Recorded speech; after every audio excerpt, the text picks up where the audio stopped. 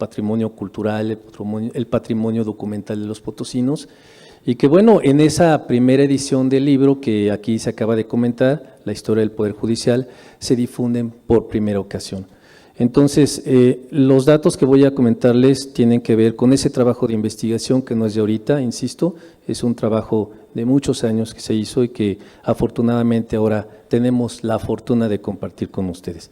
Concretamente, el Supremo Tribunal de Justicia, por decreto, se establece el 2 de agosto de 1824, se crea, pero como dicen por ahí, del dicho al hecho hay mucho trecho, ¿no?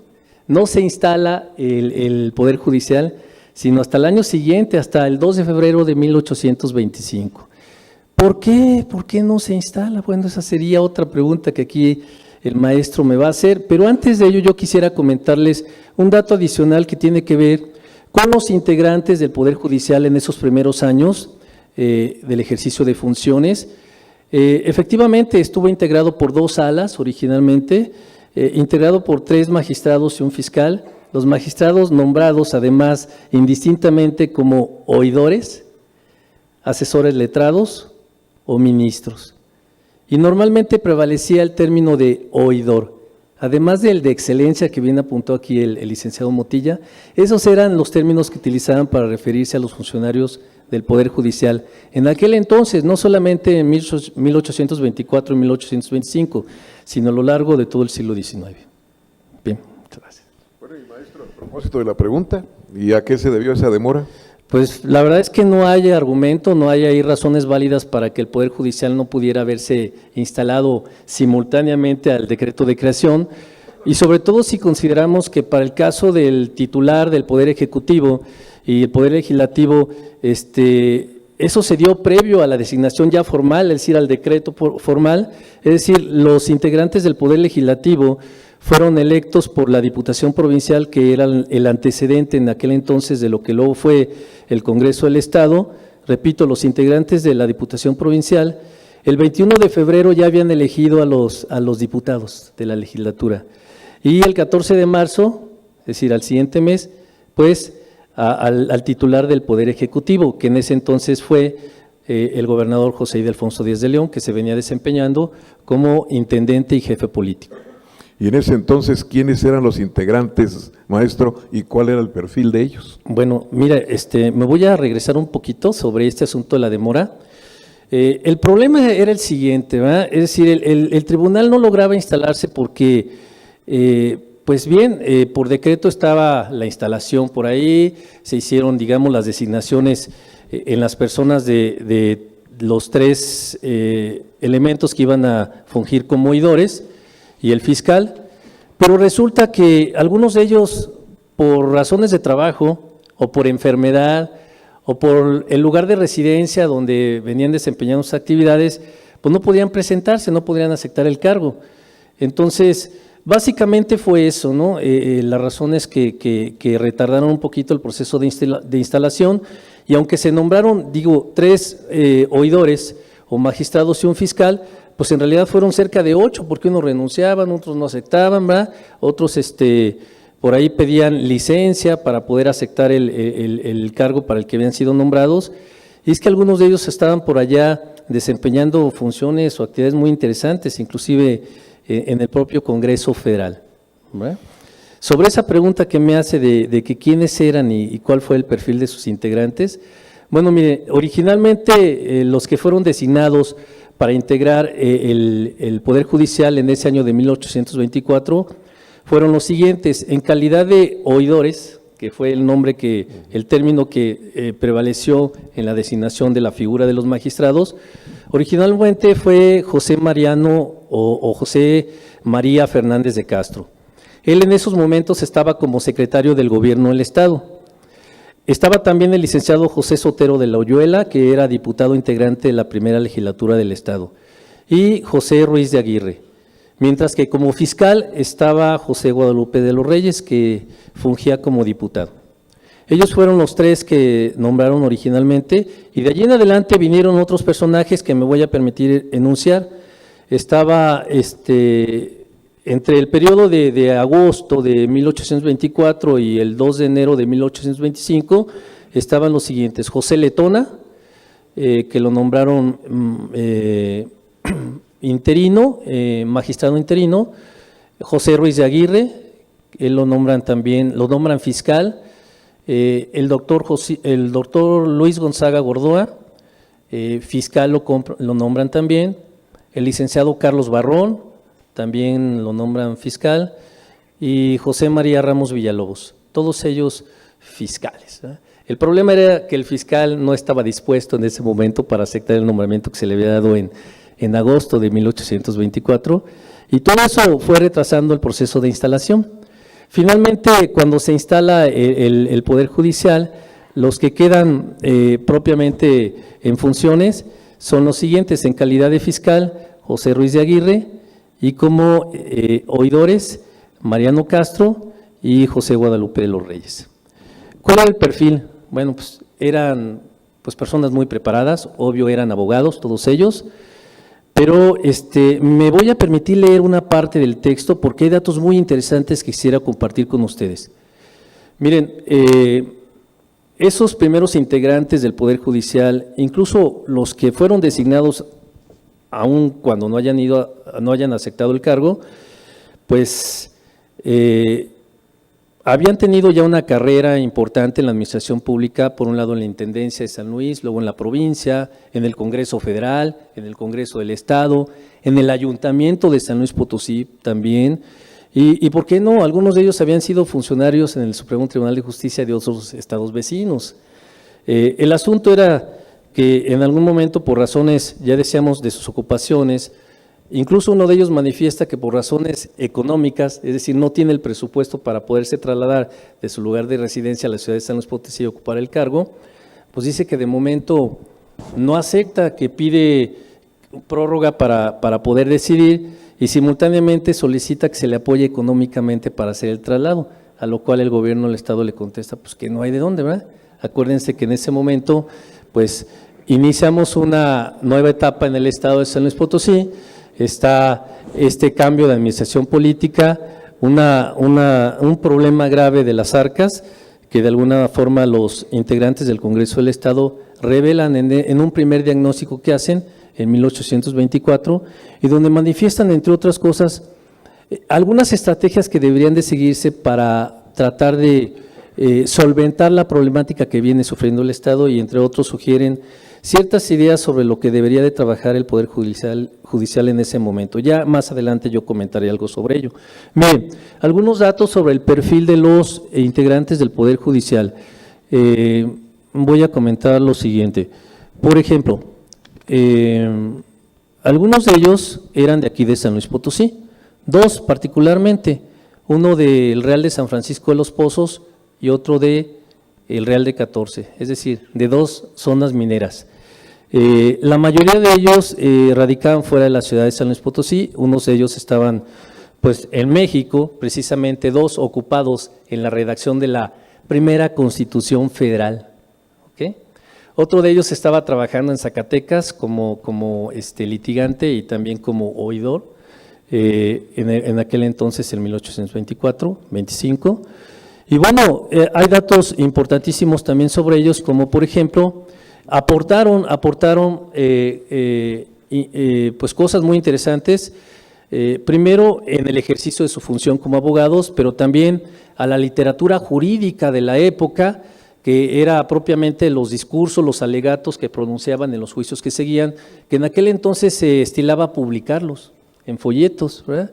Era una costumbre de la época, que en el texto, por cierto, ese texto de la historia del Poder Judicial, hay un capítulo, hay una parte ahí en la que se recoge una bibliografía muy interesante sobre estos alegatos publicados en San Luis Potosí, elaborados por los propios abogados de aquel entonces, ¿no? Bueno, son algunos de los datos interesantes de estos personajes. Por supuesto, aportaron a la administración pública, y sus aportaciones tuvieron que ver no solamente con el Estado, ya dijimos con la Federación, con el país en general. ese dato de la redacción de la Constitución Federal de 1824, donde menciono los dos personajes que figuran ahí. Está, por supuesto, José Guadalupe de los Reyes y Luis Gonzaga Gordoa, ¿verdad? Son datos que creo vale la pena traer a colación en este momento. Maestro, y finalmente, seguramente es una pregunta que todos tenemos, y en ese origen histórico, ¿dónde estuvo la sede del Poder Judicial? Pues el Poder Judicial estuvo en ese año de 1824 y hasta muy entrado, a principios del siglo XX, en el edificio de Palacio de Gobierno. Allí estuvo, en diversas plantas, planta alta, planta baja, en distintas salas, compartiendo precisamente el edificio con los otros poderes, con el Legislativo, con el Poder Ejecutivo, con la misma Procuraduría General de Justicia, con el Ayuntamiento incluso, ¿verdad? Ahí permaneció, incluso la parte que luego daba hacia lo que fue el Sinotón, estuvo ocupada por oficinas en un momento dado, ¿verdad? Oficinas de algunos abogados y algunos negocios. Yo quisiera agregar un dato ahí, si me permite, Sí. licenciado Efraín, respecto de lo que el Poder Judicial hizo en ese año de 1825, que sería su primer año de actividades, ¿verdad?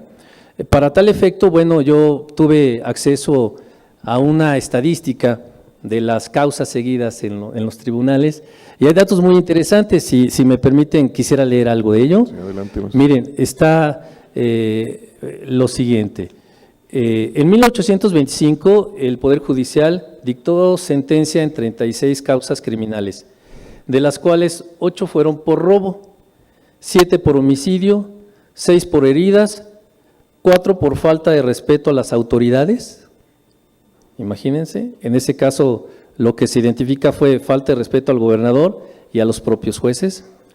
6 causas por heridas, 4 por faltas de respeto al gobernador, y otras causas dedicadas precisamente a lo que era la falsificación de moneda, la fuga, las lesiones, la mala amistad, el pecado bestial, la infidelidad, el destino de la administración de rentas, entre otros.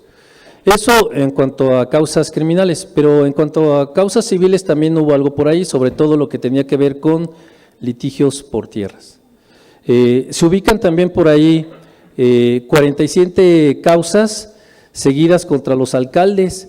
Estas causas fueron porque se detectó que los alcaldes pues no tenían pericia en la aplicación de la administración de justicia y normalmente o dictaban sentencias erróneas o mandaban a prender de manera indebida pues a ciertos individuos de la sociedad de aquel entonces, ¿no?